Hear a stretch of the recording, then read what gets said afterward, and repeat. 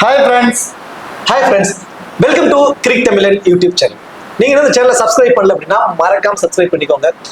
பக்கத்துல உள்ள பெல் பட்டனை கிளிக் பண்ணிக்கோங்க. நாங்க போடக்கூடிய வீடியோஸ் எல்லாமே உடனடியா உங்களால பார்த்துக்க முடியும். அது மட்டும் இல்லாம இன்னைக்கு நம்ம என்ன வீடியோ பத்தி பார்க்க போறோம் அப்படின்னா how to win grand leagues in dream 11. So நம்ம எல்லாருமே சர்ச் பண்ணக்கூடிய ஒரு விஷயம், எங்க யூடியூப்ல போனாலுமே ட்ரீம் 11, அதாவது ஃபேண்டசி யூசர்ஸ் பாத்தீங்கன்னா போயிட்டு எப்படி நம்ம ட்ரீம் 11ல வின் பண்றது அப்படிங்கிற மாதிரி தான் சர்ச் பண்ணுவீங்க. நிறைய பேர் நிறைய வீடியோஸ் போட்டிருக்காங்க. பட் அதுல வந்து நல்ல நுணுக்கமா பார்த்தோம் அப்படின்னா நிறைய விஷயங்கள் நமக்கு தெரியாம தான் இருக்கு. நிறைய விஷயங்கள் இன்னும் தெரியாம தான் இருக்குங்கிறத நம்மளால புரிஞ்சுக்க முடியுது. ஸோ இப்போ அந்த கிராண்ட் லீக் வின் பண்றதுக்காக நம்ம எந்த மாதிரி ஒரு ஒர்க் அவுட் பண்ணணும், ஆல்ரெடி நம்ம சேனல்ல, நம்ம தமிழ் பில் சேனல்ல நிறைய வீடியோஸ் நம்ம போட்டிருக்கோம். ஸோ நிறைய நானும் வந்து வின் பண்ண வீடியோஸ் எல்லாமே நிறைய போட்டிருக்கேன். பட் இன்னுமே நுணுக்கமா உங்களுக்கு எந்த அளவுக்கு உங்களை எக்ஸ்பிளைன் பண்ண முடியும், எந்த அளவுக்கு நீங்க அனலைஸ் எடுக்கலாம், எந்த அளவுக்கு நீங்க பிளேயர்ஸை சூஸ் பண்ணலாம் இப்படிங்கறத ஃபுல்லா இந்த வீடியோல நம்ம பார்க்க போறோம். வீடியோ மட்டும் ஸ்கிப் பண்ணாம பாத்தீங்க அப்படின்னா உங்களுக்கு ஒரு கரெக்டான ஐடியா வந்து இந்த வீடியோல கிடைச்சிடும். அதே போல நீங்க இன்னும் நம்ம டெலிகிராம் சேனல்ல ஜாயின் பண்ணலைன்னா மறக்காம ஜாயின் பண்ணுங்க.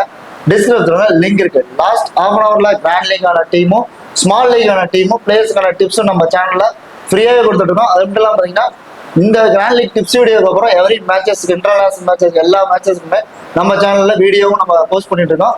அதே மாதிரி லாஸ்டா ஹாஃப் அன் ஹவர்ல பிச் ரிப்போர்ட், டாஸ் போடுறது அப்புறம் பிச்சுக்கான ரிப்போர்ட்ஸ், அப்புறம் திடீர்னு ஒரு பிளேயர்ஸ் சேஞ்ச் பண்ணியிருப்பாங்க, அதெல்லாம் அடுத்தடுத்து அப்டேட் பார்த்தீங்கன்னா நம்மளோட டெலிகிராம் சேனல்ல தான் நம்ம கொடுத்துட்டு இருக்கோம். ஓகே, அதே போல நீங்க இன்னும் பேட் பால் 11 ஆப்ல வந்து ஜாயின் பண்ணலன்னா மறக்காம ஜாயின் பண்ணிக்கோங்க. டிஸ்கிரிப்ஷன்ல லிங்க் இருக்கு. இன்வைட் கோட் வந்து தமிழன். ஒன்றும் இல்லைங்க, நம்ம வந்து கிராண்ட் லீக்ஸ்க்கு அப்படின்னா நம்ம ட்ரீம் 11 ப்ரிப்பேர் பண்றோம். ட்ரீம் 11 தான் பெஸ்ட், அதுல எந்த ஒரு மாற்றமுமே கிடையாது. ஆனா ஸ்மால் லீக்ஸ்க்கு பெஸ்ட்டான்னு கேட்டீங்கன்னா கண்டிப்பா கிடையாது. ஏன்னா என்ட்ரி ஃபீஸ் வைஸ்ல ரொம்ப ரொம்ப ரொம்ப அதிகமா இருக்கும். அது எல்லாருக்குமே தெரிந்த ஒன்று தான். சரி, ஓகே, என்ட்ரி ஃபீஸ்ல நம்ம அந்த என்ட்ரி ஃபீஸ் இருந்தா எடுத்துட்டு போதே நினைச்சீங்கன்னா ஒரு மேட்சுக்கு உங்களால ஒரு 500 ரூபா வந்து மிச்சம் பண்ண முடியுங்க.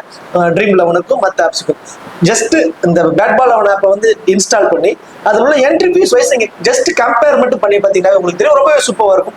நாட் ஓன்லி ஃபேண்டசி, லைக் அதுல வந்து பாத்தீங்கன்னா கேமிங்ஸும் இருக்கு. இந்த லூடோ பிளே பண்ணணும்னு நினைக்கிறவங்க லூடோ பிளே பண்ணலாம். இந்த கொஞ்சம் ஒரு மாதிரி டிஃபரன்ஸா இருக்கு, நான் கொஞ்சம் கேம் பிளே பண்ணும் அப்படின்னு நினைக்கிறவங்க அந்த லூடோ நீங்க பிளே பண்ணலாம். அதுல நீங்க ஏர்ன் பண்ணலாம். ரொம்பவே சூப்பராக இருக்கும். இன்ஸ்டன்ட் விட்ரால் அவைலபிளா இருக்கு. நீங்க டெபாசிட் பண்ணக்கூடிய அந்த மணிக்கு வந்து பாத்தீங்கன்னா ஜிஎஸ்டி அப்படின்னு பிடிக்க மாட்டாங்க. ரொம்பவே சூப்பராக இருக்கும். ட்ரை பண்ணி பாருங்க. டிஸ்கிரிப்ஷன்ல லிங்க் இருக்கு. இன்வைட் கோட் வந்து தமிழன். சரி, ஆப் டீடைல், டெலிகிராம் டீடைல் எல்லாமே நம்ம கொடுத்தாச்சு. இப்போ ஒரு மேட்சை எப்படி ட்ரீம் 11ல நம்ம செலக்ட் பண்ணி பண்றதுங்கிறத கொஞ்சம் டீடைலா சொல்லுங்க. ஓகே, இப்போ எல்லாருக்குமே நம்ம குழம்பி இருக்கிற ஒரு விஷயம் என்ன அப்படின்னா ட்ரீம் 11ல நிறைய மேட்சஸ் இருக்கு. ஒரு நாளைக்கு வந்து பாத்தீங்கன்னா 30 மேட்ச் 50 மேட்ச் வரைக்குமே கூட இருக்கு. நிறைய லோக்கல் மேட்சஸ், T10s இப்படி நிறைய வந்து இருந்துட்டு இருக்கு. நம்ம அதுல எதை செலக்ட் பண்ணணும், எதுல நம்ம வந்து கான்சென்ட்ரேட் பண்ணணும் அப்படிங்கிறது நிறைய பேர் குழம்பி இருப்பீங்க. இப்போ வந்து ட்ரீம் 11 அப்படிங்கிறதே ஒரு ஃபேண்டசி சைட்ஸ். அவங்க ஏர்னிங்ஸ்க்காக அந்த ஆப் நடத்துறாங்கிறது எல்லாமே தெரியும். கமிஷன் வைஸ் அந்த ஆப் வந்து நடந்துகிட்டு இருக்கிறது எல்லாருக்குமே தெரிஞ்ச ஒரு விஷயம் தான். அதுக்காக அவங்க இருக்கிற எல்லா மேட்சஸுமே அதுல கொண்டு வந்துட்டு தான் இருப்பாங்க. அப்ப எல்லா மேட்சஸ்லயுமே நம்ம போய் கான்சென்ட்ரேட் பண்ண முடியும்னா கண்டிப்பா பண்ண முடியாது. செலக்ட் பண்ணுங்க மேட்சஸை ஃபர்ஸ்ட் செலக்ட் பண்ணுங்க. எந்தெந்த மேட்சஸ் அப்படின்னா நல்லா நம்மளுக்கு தெரிஞ்ச லீக்ஸ், அதாவது ஒரு ஐபிஎல்லா இருக்கட்டும், ஒரு பிபிஎல்லா இருக்கட்டும், ஒரு பாகிஸ்தான் பிரீமியர் லீக்கா இருக்கட்டும், இப்படி இந்த கரீபியன் பிரீமியர் லீக், இந்த மாதிரி அதுல அந்த லீக்ஸ்ல நமக்கு பெருசா தெரியல அப்படின்னா நமக்கு தெரிஞ்ச பிளேயர்ஸ், நம்ம லைக் பண்ண பிளேயர்ஸ், நம்ம விரும்பின பிளேயர்ஸ் எல்லாம் அதுல இருக்காங்க. ஸோ அவங்கள பத்தி ஓரளவு நாலேஜ் நமக்கு இருக்கும். இப்போ லைக் விராட் கோலி எடுத்துக்கிட்டோம்னா விராட் கோலி பத்தி ஓரளவு நாலேஜ் இருக்கும். ஸோ இந்த மாதிரி நாலேஜ் வைஸ் உங்களுக்கு தெரிஞ்ச மேட்சஸ் மட்டும்தான் நீங்க வந்து பண்ணணும். அதை தாண்டி இன்டர்நேஷனல் மேட்சஸ் எல்லாத்தையுமே கவர் பண்ணலாம். ஸோ இன்டர்நேஷனல் மேட்சஸ்லாம் நீங்க பிளே பண்ணலாம். இன்டர்நேஷனல் மேட்சஸ்ல வந்து பாத்தீங்கன்னா எல்லா பிளேயர்ஸ் பத்தியுமே நமக்கு ஓரளவு நாலேஜ் இருக்கும். ஸோ நமக்கு நாலேஜ் ஒண்ணு இருக்கணும். நமக்கு அந்த பிளேயர்ஸை பத்தி கொஞ்சமாவது தெரிஞ்சிருக்கணும். அந்த மாதிரி மேட்சஸை மட்டும்தான் நம்ம செலக்ட் பண்ணணும், சூஸ் பண்ணணும். ஒரு நாளைக்கு இந்த மேட்ச் தான் நம்ம பிளே பண்ண போறாங்க, ஃபர்ஸ்ட் நீங்க தான் சூஸ் பண்ணணும். ஏன்னா மணி உங்களுது. அந்த எல்லாது பாக்குறப்போ எல்லா மேட்சஸ்க்குமே ஃபர்ஸ்ட் பிரைஸ் 1 கோடி இருக்கும். எல்லா மேட்சஸ்க்குமே ஃபர்ஸ்ட் பிரைஸ் 7 லட்சம் 8 லட்சம் இருக்கும். நமக்கு ஒரு ஆசை தான். ஸோ அதை அடிச்சுட்டா நம்மளால ஏதோ ஒரு வகையில செட்டில் ஆயிடலாம், ஏதோ ஒரு வகையில ஒரு பிசினஸ் ஸ்டார்ட் பண்ணலாம், ஏதோ ஒரு ஆசை இருந்துட்டு இருந்தா இதை நீங்க பிளே பண்றீங்க. அப்போ உங்களோட அந்த ஒரு ஆசைக்காக எல்லா மணியுமே இழந்துடக்கூடாது. மேட்சை செலக்ட் பண்றதுல ரொம்பவே ஈஸியா இருக்கணும், ரொம்பவே கான்சன்ட்ரேட்டா இருக்கணும். உமன்ஸ் மேட்ச்லாம் கூட நீங்க ட்ரை பண்ணலாம். என்னை பொறுத்த வரைக்கும் கிராண்ட் லீக்ஸ்க்கு உமன்ஸ் மேட்ச் தான் ரொம்ப ரொம்ப ரொம்ப பெஸ்டான ஒரு மேட்ச் கிராண்ட் லீக்ஸை பொறுத்த வரைக்கும். ஸோ நீங்க உமன்ஸ் மேட்ச்லாம் நிறைய ட்ரை பண்ணலாம். அதுவும் இன்டர்நேஷனல் மேட்சஸ்னா ரொம்பவே சூப்பரா இருக்கும் நீங்க பிளே பண்றதுக்கு. சரிப்பா, நீங்க மேட்ச் எப்படி செலக்ட் பண்ணணும் அப்படிங்கிற விஷயத்த நீங்க தெளிவா சொல்லிட்டீங்க. பிளேயர்ஸை பத்தி எப்படி அனலைஸ் பண்ணுங்கிறத எனக்கு கொஞ்சம் டீடைலா சொல்லுங்க. ரைட்.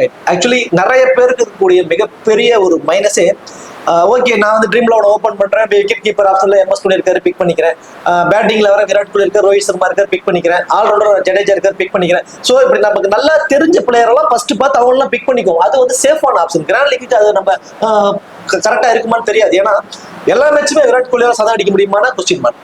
எல்லா மேட்சுமே என்ன சொல்றது, டோனி வந்து மிடில் வந்து 50 ரன் அடிச்சு விக்கெட் கீப்பர்ல ஒரு 3 ஸ்டெம்பிட் பண்ணிடுவார் அப்படின்னா கொஸ்டின் மார்க். அப்போ நம்ம இருந்த முதல்ல தாட் என்னன்னா, நமக்கு தெரிஞ்ச பிளேயரு, நல்ல தெரிஞ்ச பிளேயரு அவங்க எல்லாம் சூஸ் பண்ணணும்னு நினைக்கிறத ஃபர்ஸ்ட் உங்க மனசுல இருந்து எடுத்துருங்க. இந்த ஆப்புக்குள்ள போய் ஃபர்ஸ்ட் டீமை நீங்க செலக்ட் பண்ணணும்னு நினைக்கிறதே ஃபர்ஸ்ட் மிகப்பெரிய தவறான ஒரு விஷயம். ஏன்னா அதுக்குள்ள போயிட்டு நம்ம டெம்ட் ஆயிடும்.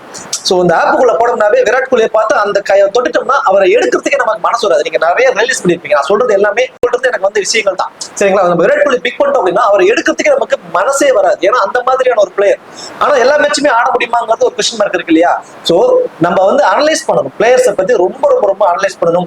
எந்த மாதிரி அனலைஸ் பண்ணணும் அப்படின்னா, அவங்க எந்த டவுன்ல வராங்கிறது ஃபர்ஸ்ட் தெரிஞ்சுக்கணும். ஃபர்ஸ்ட் பேட்டிங் யார் பண்ண போறாங்கிறது ஃபர்ஸ்ட் தெரிஞ்சுக்கணும். இப்போ லைக் ஒரு 2020 மேட்ச்னு வச்சுக்கோமே. இப்போ இந்தியா ஃபர்ஸ்ட் பால் பண்றாங்க. என்ன சொல்றது, லைக் ரிஷப் பந்த்னு வச்சுக்கோ. எக்ஸாம்பிளுக்கு ஒரு ரிஷப் பந்த் அவர் வந்து செகண்ட் டவுன் தேர்ட் டவுன்ல தான் வருவார். ஓகேவா? இப்போ ஃபர்ஸ்ட் வந்து நம்ம ஃபீல்டிங் எடுத்துக்கிறோம். ஒரு 110 120 ரன்ல ஆப்போனன்ட் டீம் சுட்டிரும் அப்படின்னா டாப் 3 பேருமே கூட அடிச்சிடுறதுக்கான வாய்ப்பு இருக்கு இல்லையா? சோ டாப் 3 பேருமே அந்த 110 120 ரன் அடிக்கிறதுல ஓப்பனன்ட் பிளேயர் கூட அடிக்கிறதுக்கு சான்சஸ் இருக்கு. சோ அப்போ யார் ஃபர்ஸ்ட் பேட் பண்றாங்க ஃபர்ஸ்ட் நம்ம நோட் பண்ணுவோம். அந்த இதுக்கு தகுந்த மாதிரி பிளேயர்ஸ் எப்படி சூஸ் பண்ணணுங்கிறது ரொம்ப ரொம்ப இம்பார்ட்டன்ட். அதுல பிளேயர் அனலைஸ் வைஸ் பாக்குறப்போ நம்ம யாராருக்கு எந்த மாதிரியான ஆப்ஷன்ஸ் இருக்குங்கிறதெல்லாம் நம்ம தெரிஞ்சுக்கணும்.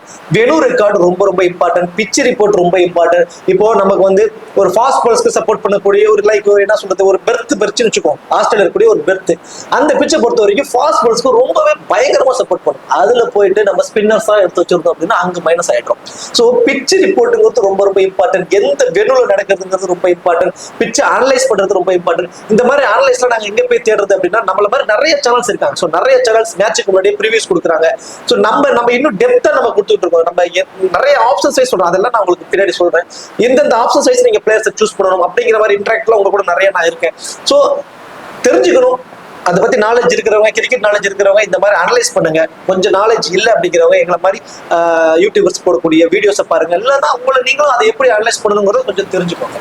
அதே மாதிரி அந்த பிளேயர் அனலைஸ் சொல்லிட்டு இருக்கோம். ஸோ அதில் அனலைஸ்னா பெருசா ஒன்றும் இல்லைங்க. ஸோ ஆப்ஷன் சைஸ் நம்ம பார்க்க தான் போறோம். யாராருக்கு எந்த மாதிரி ஆப்ஷன்ஸ் இருக்கு. இப்போ எக்ஸாம்பிள் ஹர்திக் பாண்டியா எடுத்துட்டீங்க அப்படின்னா ஒரு 2 ஓவர் போல் பண்ணுவார். பேட்டிங்ல வந்து கொஞ்சம் ரன்ஸ் எடுப்பாரு. இப்போ நார்மலா ஒரு பேட்ஸ்மேனை பிக் பண்ண ஒரு விராட் கோலிவே எடுத்துக்கோம். விராட் கோலி எடுத்துட்டோம்னா அவருக்கு ஒரே ஆப்ஷன் தான். அஸ் அ பேட்ஸ்மேனா அவர்கிட்ட இருந்து ஒரு கணிசமான ரன். ஆனா இதே ஹர்திக் பாண்டியா எடுத்துட்டோம்னு வச்சுக்கோங்களேன், பந்து போடுறப்ப ஒரு விக்கெட் எடுத்தா ஒரு 25 பாயிண்ட்ஸ் கிடைச்சது. நமக்கு ட்ரீம் லெவன் பொறுத்த வரைக்கும் நார்மலா எல்லாரும் பிளேயர்ஸை சூஸ் பண்ற ஒரு ஆப் அப்படிங்கிறத நினைச்சிட்டு இருக்கீங்க. அப்படி கிடையாது. ஃபர்ஸ்ட் அந்த மனநிலை தூக்கி எடுங்க. பாயிண்ட்ஸ் வைஸ் நீங்க எடுக்கணும். ஸோ பாயிண்ட்ஸ் யாராருக்கு எந்த வகையில் எடுக்கும், எங்கிறதெல்லாம் ஒருத்தர் நம்ம பாயிண்ட் எடுக்கலாங்கிறது தான் ரொம்ப இம்பார்ட்டன்ட். அதை தாண்டி இந்த டபுள் ஆப்ஷன்ஸ்ல இதெல்லாம் இருக்கு. நான் அதெல்லாம் பின்னாடி இன்னும் டெப்தா உங்களுக்கு சொல்றேன், சரிங்களா? தென் அந்த விக்கெட் கீப்பர் பண்றவங்க மேல ஒரு கண் வைக்கிறதுங்க. அந்த விக்கெட் கீப்பர் மூலியமா நமக்கு எப்படிலாம் பாயிண்ட்ஸ் கிடைக்கும் போது நான் அடுத்தது உங்களுக்கு நான் சொல்றேன். இது ஜஸ்ட் இந்த player analyse wise first player analyse தெரிஞ்சுக்கணும். அதுக்கான விஷயங்கள் தான் இதெல்லாம். சார் பிளேயர் அனலிசிஸ் வைஸா எங்களுக்கு புரியுற மாதிரி நீங்க சொல்லிட்டீங்க. எனக்கு இருக்கிறதுல முக்கியமான பாயிண்ட் என்னன்னா, டீம் எப்படி ட்ரீம் லெவன்ல பேக் பண்றது, இதை பத்தி கொஞ்சம் டீடைலா சொல்லுங்க. டீம் லெவன்ல ட்ரீம் லெவன்ல வந்து டீம் மேக் பண்ணணும் அப்படின்னா என்னென்ன விஷயத்தை நம்ம பார்க்கணும் அப்படின்னா, ஃபர்ஸ்ட் ட்ரீம் லெவன் அப்படியே ஓப்பன் பண்ணாங்க. ஸோ ஃபர்ஸ்ட் பாயிண்ட் அதுதான், ட்ரீம் லெவனே ஓப்பன் பண்ணாங்க. சரிங்களா? இப்போ 2 மேட்ச் நீங்க வந்து முடிவு பண்ணிடுறீங்க. இந்த மேட்ச் தான் நான் பிளே பண்ண போற முடிவு பண்ணிடுறீங்க. ஒரு எக்ஸாம்பிளுக்கு இப்போ அடுத்து வரக்கூடிய ஐபிஎல் இருக்கக்கூடிய சிஎஸ்கேக்கும் ஆர்சிபிக்கும் நடக்கக்கூடிய முதல் மேட்சை நம்ம எடுத்துப்போம். சரிங்களா? அந்த மேட்சை வந்து நம்ம முடிவு பண்ண போறோம். ஒரு மேட்சுக்கு 2 நாளைக்கு முன்னாடியே கான்டெஸ்ட் ஓப்பன் ஆயிடும். ட்ரீம் லெவன்ல கான்டெஸ்ட் ஓப்பன் ஆயிடும். யாரா விளையாட போறாங்கிற ஒரு நாலேஜ் நமக்கு கிடைச்சிடும். ஒரு லைனப்ஸ் வந்துடும். ஒரு அப்ராக்சிமேட்லி இவன் வந்து விளையாட போறாங்க, ஒரு ப்ராபபிலி இவன் வந்து விளையாட போறான் அப்படிங்கிற மாதிரியான ஒரு ஆப்ஷன்ஸ் நமக்கு வந்துடும். ஸோ அந்த 11 ஃபர்ஸ்ட் எடுத்து வச்சுக்கிட்டு தனியா நீங்க, அதாவது நீங்க கிராண்ட் லீக் வின் பண்ணணும்னா ஒர்க் அவுட் பண்ணி தாங்க ஆகும். கண்டிப்பா ஒர்க் அவுட் பண்ணி ஒரு நோட் எடுத்துக்கோங்க.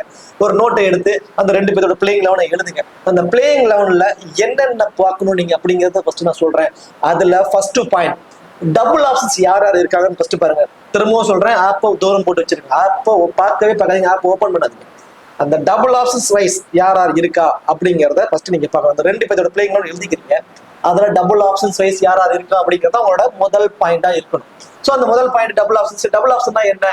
நான் சொன்ன மாதிரி பேட்டிங்லயும் பாயிண்ட்ஸ் வரும், பவுல் பண்ணாலும் பவுலிங்லயும் பாயிண்ட்ஸ் வரும். விக்கெட் கீப்பர் பண்றப்ப விக்கெட் கீப்பர் மூலமா கேட்ச் அண்ட் ஸ்டெம்பிட் ரன் அவுட்ல இருந்து பாயிண்ட்ஸ் வரும். தென் கேட்ச் பிடிக்க வாய்ப்பு அதிகம் உள்ள இடங்களை யாரெல்லாம் இருக்கா அப்படின்னு பார்க்கணும். ஸோ இப்போ லைக் எக்ஸாம்பிளுக்கு சொல்லணும் அப்படின்னா சிவம் துபை எடுத்துக்கலாம். சிவம் துபை எங்க ஃபீல்டிங் நிற்பாரு, அவரோட ஹைட்டுக்கு மோஸ்ட்லி லாங் ஆன் லாங் அப்பதான் நிக்க வைக்கிறாங்க. எப்படியும் 1 or 2 கேச்சஸ் பிடிச்சிடறாரு, செகண்ட் டவுன் வராரு, ஒரு 20 ரன் அடிக்கிறாரு. 20 ரன்னுங்கிறது உங்களுக்கு வந்து ஜஸ்ட் 20 ரன்னுங்கிற மாதிரி தான் தெரியும். 20 ரன்னுனா ஒரு 30 பாயிண்ட்ஸ் அப்படிங்கறத நோட் பண்ணிக்கோங்க. ஸ்டார்டிங் பாயிண்ட் ஒரு 4 பாயிண்ட், 35 பாயிண்ட்ஸ் 20 ரன்னுக்கு வந்துருது. ஒரு 2 கேட்ச் பிடிச்சாருன்னா 16 பாயிண்ட், 50 பிளஸ் பாயிண்ட்ஸ் வந்துருவாரு. ஸோ ஒரு பவுலர் 2 விக்கெட் எடுக்கக்கூடிய பாயிண்ட்ஸை ஒரே ஒரு கேட்சோ அல்லது 2 கேட்சோ பிடிச்சி ஒரு 20 பிளஸ் ரன் அடிச்சு ஒரு பிளேயரால வர முடியுது அப்படிங்கிறப்போ இப்படிதான் நம்ம பாயிண்ட்ஸ் வைஸ் பிரிக்கணும். பாயிண்ட்ஸ் வைஸ் நம்ம எழுதணும். ஃபர்ஸ்ட் இவங்களுக்கு இந்த ஆப்ஷன்ஸ் இருக்குங்கிறத ஃபர்ஸ்ட் எழுதிக்கணும். சரிங்களா? இப்போ டபுள் ஆப்ஷன்ஸ் வைஸ் எப்படிங்கிறத நம்ம ஃபர்ஸ்ட் பார்த்துட்டோம். ஸோ அடுத்து இந்த டபுள் ஆப்ஷன்ஸ் வைஸ் எழுதிடுறோம். தென் அதுக்கு அடுத்தது என்ன பண்ண போறோம் அப்படின்னா ஒரு ஆப்ஷன்ஸ் வைஸ் தான் உங்களுக்கு நான் சொல்ல போறேன். என்ன மாதிரி ஆப்ஷன் அப்படின்னா பர்சன்டேஜ். எதுக்காக இந்த பர்சன்டேஜ் ரொம்ப இம்பார்ட்டன்ட் அப்படின்னா ட்ரீம் லெவலை பொறுத்த வரைக்கும் பர்சன்டேஜ் தாங்க உங்களோட இதை வின்னிங்ஸை தீர்மானிக்க போகுது. ஹை பர்சன்டேஜ்ல கிட்டத்தட்ட 9ல இருந்து 10 பேர் வரைக்குமே இருப்பாங்க. ஹை பர்சன்டேஜ்னா என்ன அப்படின்னா 75% மேல ஒரு யூசரை ஒரு பிளேயரை வந்து ஒரு யூசர் பிக் பண்ணிருக்காங்க அப்படின்னா அவங்க வந்து ஹை பர்சன்டேஜ். ஓகேங்களா? அப்ப ஹை பர்சன்டேஜ்ல ரிஸ்கான ஆப்ஷன் யாரு அப்படிங்கிறத தரம் பிரிக்கணும். ஓப்பனா வெளிப்படையா சொன்னா தரம் பிரிக்க போறோம். யாருக்கு எந்த மாதிரி ஆப்ஷன்ஸ் இருக்கு அப்படிங்கிற மாதிரி தரம் பிரிச்சு அவங்க தனித்தனியா ஒதுக்கி வைக்க போறோம், பிரிச்சு வைக்க போறோம். இப்போ லோ பர்சன்டேஜ்ல யாரா இருக்கா, ஹை பர்சன்டேஜ் யாரா இருக்காங்கிறது ஃபர்ஸ்ட் ஆப்ஷன் நீங்க பண்ணுங்க. ஃபர்ஸ்ட் டபுள் ஆப்ஷன்ஸ் பார்த்துடணும். அடுத்தது ஹை பர்சன்டேஜ்ல யார் இருக்கா, லோ பர்சன்டேஜ்ல யார் இருக்காங்கிறத ஃபர்ஸ்ட் தனியா பிரிச்சுக்கிடணும். அதுக்கப்புறமேட்டுக்கு அந்த லோ பர்சன்டேஜ்ல இம்பார்ட்டன்டா இம்பார்ட்டன்ட் பிளேயர்ஸ் யாரு, இந்த லோ பர்சன்டேஜ்ல யாராவது டபுள் ஆப்ஷன்ஸ் இருக்காங்களாங்கிறத மேல இருக்கிறத பார்த்தாவே தெரிஞ்சிருக்கேன். டபுள் ஆப்ஷன்ஸ்ல ஒரு 5 பேர்த்த எடுத்திருப்பீங்க. அந்த லோ பர்சன்டேஜ்ல யாராவது டபுள் ஆப்ஷன்ல இருக்காங்கன்னா அவனை டிக் பண்ணிக்கணும். ஓகேங்களா? ஸோ இந்த மாதிரி பிரிச்சு நம்ம வைக்கணும். ஃபர்ஸ்ட் டபுள் ஆப்ஷன்ஸ் எழுதிக்கிறீங்க. அப்புறம் பர்சன்டேஜஸ் ஹை பர்சன்டேஜ் இருக்கவங்களாம் ஒரு பக்கமும் லோ பர்சன்டேஜ் இருக்கவங்களாம் ஒரு பக்கமும் எழுதிக்கிறீங்க. ஹை பர்சன்டேஜ் லோ பர்சன்டேஜ் எப்படி பிரிக்கிறீங்கன்னா மினிமம் 60% மேல இருக்கிறவங்க ஹை பர்சன்டேஜா பிரிங்க. லோ பர்சன்டேஜ் வந்து 60% கீழே இருக்கிறவங்க லோ பர்சன்டேஜ் பிரிங்க. அதுலயும் நீங்க லோ பர்சன்டேஜ் இன்னும் லோவா நீங்க பிரிக்கலாம். அதாவது 30% கீழே இருக்கிறவங்க ரொம்ப ரொம்ப ரொம்ப பெனிஃபிட்டியா இருப்பாங்க உங்களுக்கு. அவங்கள்ட்ட இருந்து அவங்களை பிக் பண்ணி அவங்கள்ட்ட பர்ஃபார்மன்ஸ் வந்துருச்சுன்னா நீங்க பயங்கர டாப் ரேங்க்கு போயிருவீங்க. ஸோ இந்த மாதிரி தனித்தனியா பிரிச்சு வச்சுக்கிறீங்க. அதுல இருந்து நீங்க ஆட்களை சூஸ் பண்ணணும். அதை எப்படி சூஸ் பண்ணணும்? ஹை பர்சன்டேஜ்ல 50-50 ஆப்ஷன்ஸ் யார் இருக்கான்னு ஃபர்ஸ்ட் பார்க்கணும். இந்த 50-50 ஆப்ஷன் தான் என்ன? நான் சொன்ன மாதிரி தான். இப்ப விராட் கோலி 50-50 ஆப்ஷன் தான். ஏன்னா வேற ஆப்ஷனே அவருக்கு இல்ல. அஸ் அ பேட்ஸ்மேன் அவர் பவுல் பண்ண மாட்டார், ஒரு விக்கெட் கீப்பர் பண்ண மாட்டார். ஸோ விக்கெட் கீப்பர் பண்றவங்க கேட்சஸ் டெம்பிட்ல ஒரு பாயிண்ட்ஸ் வந்துடும். பவுல் பண்ணாருன்னா ஒரு விக்கெட் எடுக்க வாய்ப்பு இருக்கும். அஸ் அ பேட்ஸ்மேன் அவருக்கு ஒரு 30-35 பிளஸ் ரன் வேணும். T20 பொறுத்த வரைக்கும் அந்த ஃபேண்டசி டீம்ல வரணும்னா ஒரு 35 பிளஸ் ரன்ஸ் அடிக்கணும். ஸோ அப்படிங்கிறப்ப அவர் ஒரு 50-50 ஆப்ஷன் வந்துடுறாரு. ரோஹித் சர்மா ஒரு 50-50 ஆப்ஷன்ஸ் வந்துடுறாரு. எதுக்காக 50-50 ஆப்ஷன்னா எல்லா மேட்சுமே அவங்கள்ட்ட 40 பிளஸ் ரன் வருமானா ஒரு கொஸ்டின் மார்க் தானே. ஸோ அப்போ இப்படிதான் நீங்க பிரிக்கணும். அந்த ஹை பர்சன்டேஜ் ஒரு வெல் நோன் பிளேயர் எல்லாத்தையுமே ஹை பர்சன்டேஜ்ல பிக் பண்ணிருப்பாங்க. அதுல இருந்து நீங்க தரம் பிரிக்கணும். இவங்கெல்லாம் 50-50 ஆப்ஷன் தான் அப்படின்னு பிரிக்கணும். இந்த ஹை பர்சன்டேஜ்ல டபுள் ஆப்ஷன்ஸ் இருக்கிறவங்கள கொஞ்சம் சேஃபானவங்க. ஸோ சேஃபா அவங்கள வச்சுக்கிடணும். ஸோ ஹை பர்சன்டேஜ்ல ரெண்டா பிரிக்கிறோம். அடுத்தது லோ பர்சன்டேஜ் வரும். லோ பர்சன்டேஜ்ல யாருக்கு வந்து டபுள் ஆப்ஷன்ஸ் இருக்குங்கிறத ஃபர்ஸ்ட் ஒதுக்கணும். யாருக்கு வந்து இந்த மாதிரி எக்ஸ்ட்ரா அட்வான்டேஜஸ் இருக்கு. அதாவது லைக் சிவம் துபே பத்தி நான் சொன்னேன். கேட்ச் பிடிச்சு கண்டஸ்டன் கூட வர வாய்ப்பு அதிகம். அவருக்கு ஒரு 2 கேட்ச் 3 கேட்ச் கூட பிடிக்க வாய்ப்புகள் ரொம்ப ரொம்ப அதிகம். பேட்டிங்ல வந்து ஒரு 20-25% அடிக்கலாம்.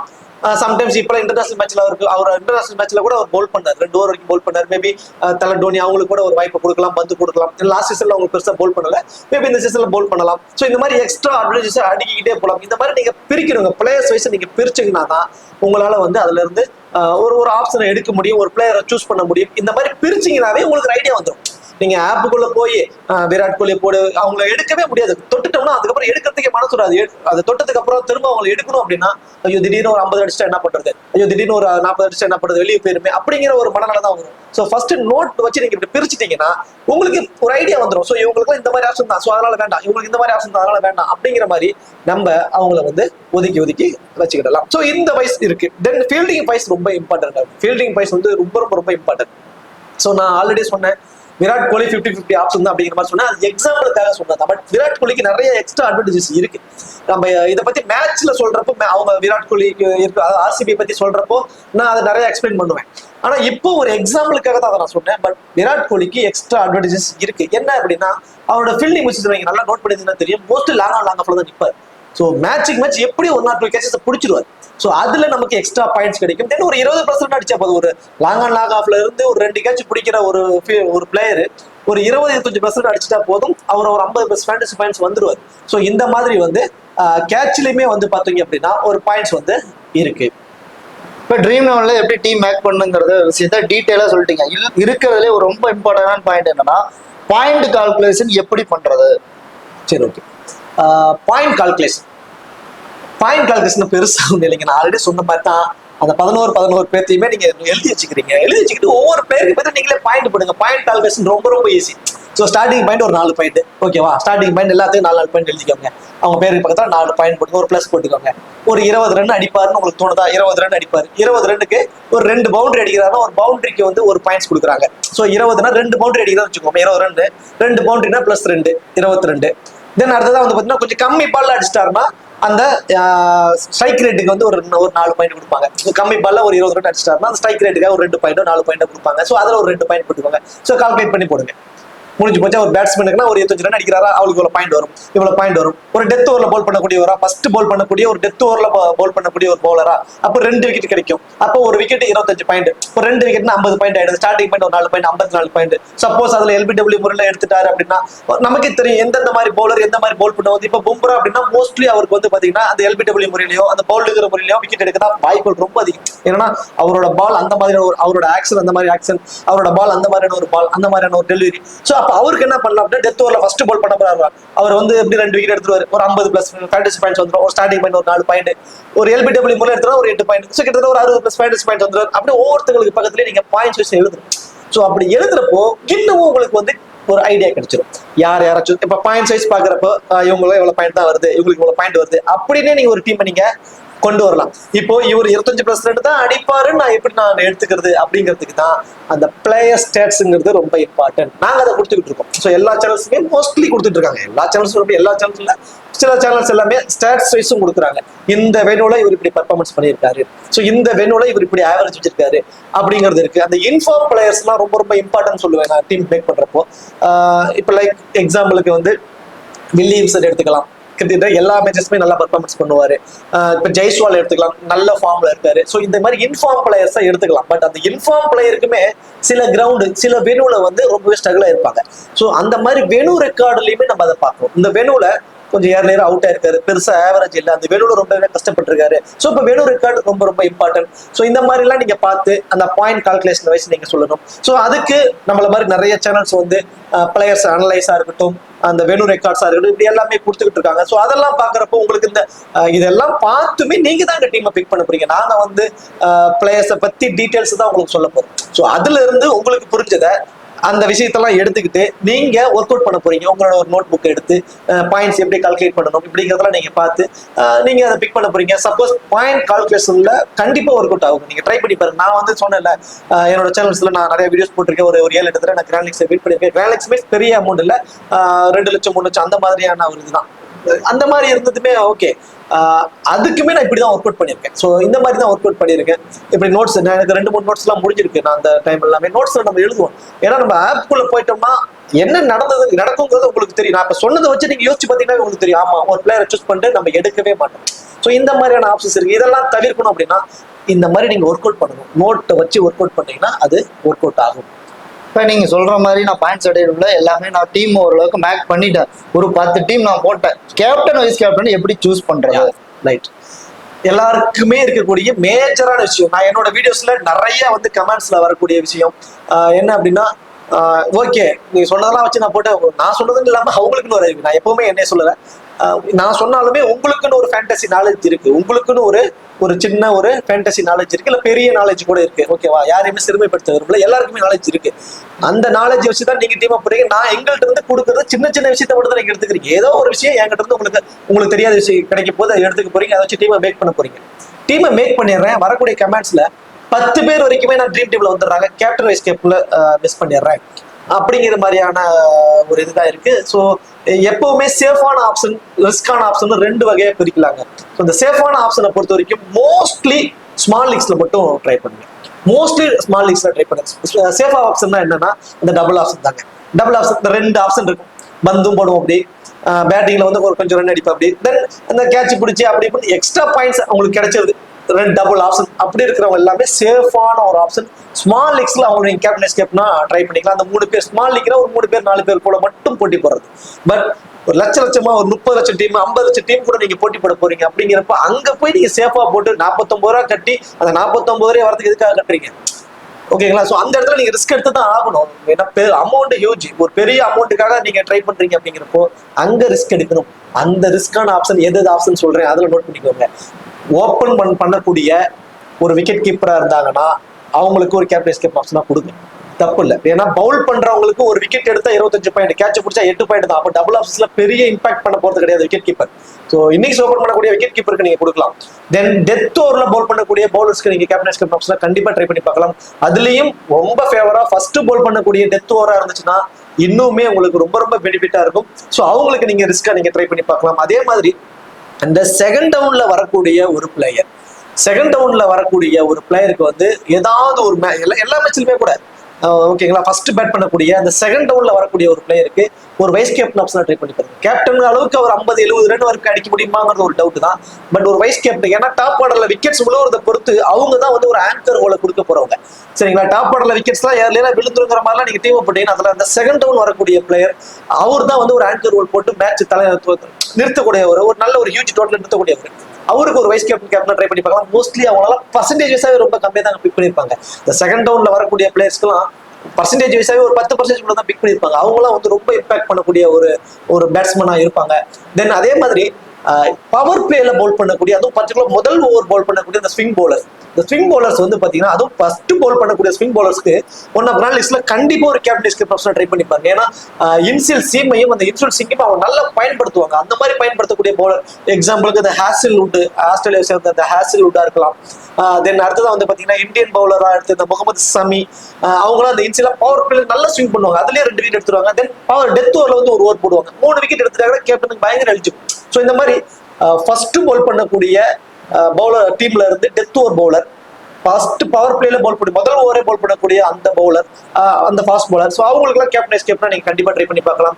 டாப் ஆர்டர்ல இருக்கக்கூடிய விக்கெட் கீப்பர் பேட்ஸ்மேன், ஓப்பன் வரக்கூடிய விக்கெட் கீப்பர் பேட்ஸ்மேன் கேப்டன் எஸ்கேப்னா ட்ரை பண்ணலாம் கிராண்ட் லீக்ஸ்க்கு. தென் செகண்ட் டவுன் பேட்ஸ்மேனை வந்து கண்டிப்பா ஒவ்வொரு மேட்சுக்குமே அட்லீஸ்ட் ஒரு டீம்ல செகண்ட் டவுன் பேட்ஸ்மேனுக்கு ஒரு கேப்டன் மோஸ்ட்லி வேணா வைஸ் கேப்டன் நீங்க கண்டிப்பா ட்ரை பண்ணி பாருங்க. அது ஒரு ஒர்த்தபிள் பிக்கா வந்து கண்டிப்பா வந்து இருக்கும். சேஃபான ஆப்ஷனா டபுள் ஆப்ஷன் தாங்க. ஸ்மால் லீக்கு சேஃபான ஆப்ஷன் போங்க, கிராண்ட் லீக்ஸ்க்கு கண்டிப்பாவே அதை தவிர்த்துருங்க. அந்த ஒரு ஆப்ஷனுக்கு மோஸ்ட் ப்ராபபிலி போயிடாதீங்க. கிராண்ட் லீக்ஸை பொறுத்தவரைக்கும் தயவு செஞ்சு ரிஸ்க் எடுங்க. ஒரு 49 ரூபா வந்து ஒரு ஹியூஜ் அமௌண்ட்டுக்கு நீங்க டார்கெட் வைக்கிறீங்கன்னா ஒரு 49 ரூபாயில கூட ரிஸ்க் எடுக்கலாம். அந்த ஹியூஜ் அமௌண்ட் உங்களுக்கு கண்டிப்பா கிடைக்காது. இது எல்லாமே ஒரு பக்கம், இது எல்லாம் ஓகே தான், இதெல்லாம் ஓகே, இவ்வளவு சொல்றீங்க, இதெல்லாம் ட்ரை பண்ணி பாக்குறேன். அதையெல்லாம் தாண்டி லக்குன்னு ஒண்ணு வேணுங்க. கண்டிப்பா அந்த நாள் நமக்கான நாளா இருந்துச்சுன்னா எல்லாத்தையும் அடிச்சு தூக்கிட்டு போயிட்டே இருக்கலாம். லக்கும் கொஞ்சம் ஃபேவரா இருக்கணும். லக்கை தாண்டி அதுக்கு நீங்க என்ன ஒர்க் அவுட் பண்ணிருக்கீங்கிறது தான், அந்த ஒர்க் அவுட் பண்றதுக்கான விஷயத்தை மட்டும் தான் நான் சொல்லியிருக்கேன். இதையெல்லாம் நீங்க ஒர்க் அவுட் பண்ணி ரெகுலரா நீங்க போயிட்டு இருக்கும்போது அந்த லக்கு தானா உங்களை தேடி வருங்கிறது தான் என்னோட ஒரு அனுபவமான ஒரு வார்த்தையா நான் இந்த இடத்துல உங்களுக்கு நான் சொல்றேன். சரி, ஓகே. இது எல்லாமே உங்களுக்கு பிடிச்சிருக்குங்கிறத தாண்டி ஓரளவு புரிஞ்சிருக்கும்னு நினைக்கிறேன். இதுல மேற்கொண்டு உங்களுக்கு வேற ஏதாவது டவுட்ஸ் இருந்தா கமெண்ட் செக்ஷன் சொல்லுங்க, அதை நான் அதுல கிளியர் பண்றேன். மேற்கொண்டு இதை சார்ந்து இந்த சேனல்லையுமே நிறைய வீடியோஸ் வரும். நானுமே மோஸ்ட்லி எல்லா வீடியோஸ்லயுமே நானுமே வருவேன். அதாவது அனலைஸ் வீடியோஸ்லயுமே எல்லாத்துலயுமே நானும் வருவேன். ப்ரிவியூ வீடியோஸ்க்கு நான் வருவேன். இதுல ரெகுலரா வீடியோஸ் வரும். இதையும் நீங்க கொஞ்சம் சப்போர்ட் பண்ணுங்க. தென் இதுல உள்ள டவுட்ஸ் சார்ந்து வேற ஏதாவது இன்னொரு பார்ட் செகண்ட் கூட உங்களுக்காக நான் கொடுக்குறேன். இன்னும் டெப்தா ஏதாவது இருக்குமா அப்படிங்கிறத இன்னும் அனலைஸ் பண்ணி, ஏன்னா ஒவ்வொரு நாளும் நான் கத்துக்கிட்டு உங்களுக்கு நான் தெரியப்படுத்துறேன். அவ்வளவுதான். சரி, ஓகே. இந்த வீடியோ பிடிச்சிருக்கும் நினைக்கிறேன். பிடிச்சிருந்தா மறக்காம வீடியோக்கு லைக் பண்ணி வீடியோ கொஞ்சம் சப்போர்ட் பண்ணுங்க. மறக்காம உங்க ஃப்ரெண்ட்ஸுக்கு இந்த கொஞ்சம் ஷேர் பண்ணுங்க. இந்த மாதிரி தமிழ்ல இந்த அளவுக்கு உங்களுக்கு விஷயத்தை கொடுத்துக்கிட்டு இருக்கிற ஒரு சேனல்ஸ் இருக்குங்கிறத கொஞ்சம் தெரியப்படுத்துங்க. தேங்க்யூ.